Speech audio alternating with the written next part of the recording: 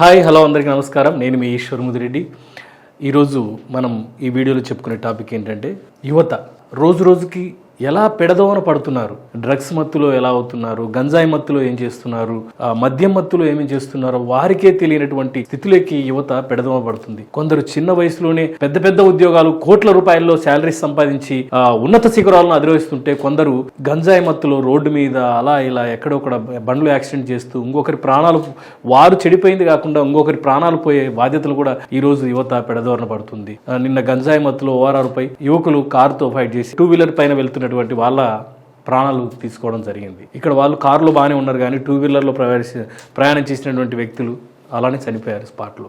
అంటే ఇలా ఒక రోజు యువత ఎంత పెడదోవన పడుతుందో, మన తాగిన మత్తులో మనం ఏం చేస్తున్నామో తెలియని పరిస్థితిలోకి యువత వెళ్తాం. ముఖ్యంగా ఈ మధ్య మేమేం తక్కువ అన్నట్టుగా మహిళలు తాగిన మైకంలో ఎలా ప్రవర్తించారో మీకు ఈ వీడియోలో చూసి మీకు చెప్తాను.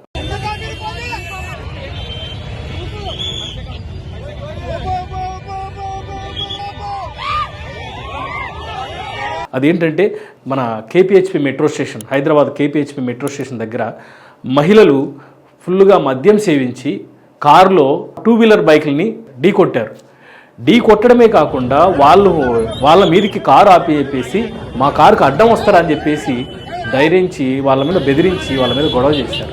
అప్పుడు ఆ ద్విచక్ర వాహనదారులు వెనకమ్మడే ట్రాఫిక్ పోలీస్ వారికి ఆశ్రయించి, అప్పుడు ట్రాఫిక్ పోలీసులు రంగంలో దిగిన తర్వాత ఎందుకు ఇలా జరుగుతుంది, ఏమైందని చెప్పేసి ట్రాఫిక్ పోలీసులు వాళ్ళతో మాట్లాడిన సిచ్యువేషన్ బట్టే, వాళ్ళు మాట్లాడిన తీరు కానీ ఆ టైంలో వాళ్ళు ప్రవర్తించిన తీరును బట్టి మద్యం తీసుకున్నారనే ఉద్దేశంతో వీళ్ళు ట్రాఫిక్ కానిస్టేబుల్స్ వారిని టెస్ట్ చేయగా దాదాపు వారి మందు రీడింగ్ వచ్చేసి 200 పాయింట్ల రీడింగ్ తేలింది. అంటే చూడండి వాళ్ళు ఏ స్థాయిలో మద్యం తీసుకున్నారో, ఏ స్థాయిలో వాళ్ళు డ్రైవింగ్ చేస్తున్నారు, ఏ స్థాయిలో వాళ్ళు అదుపు తప్పి 2-వీలర్ని ఇట్లా ఢీ కొట్టడం, యాక్షన్ చేయడం జరిగింది. ఇంకా నయం అక్కడ ఏదో ప్రాణాలు పోలేదు.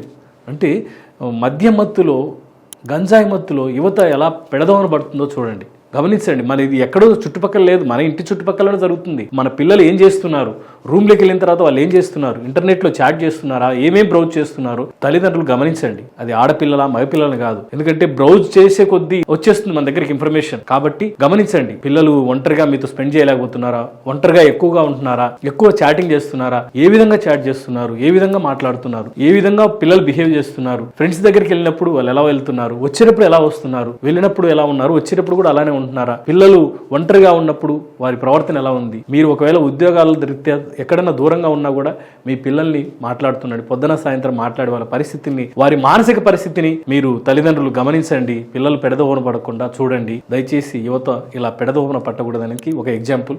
So be careful. Thank you.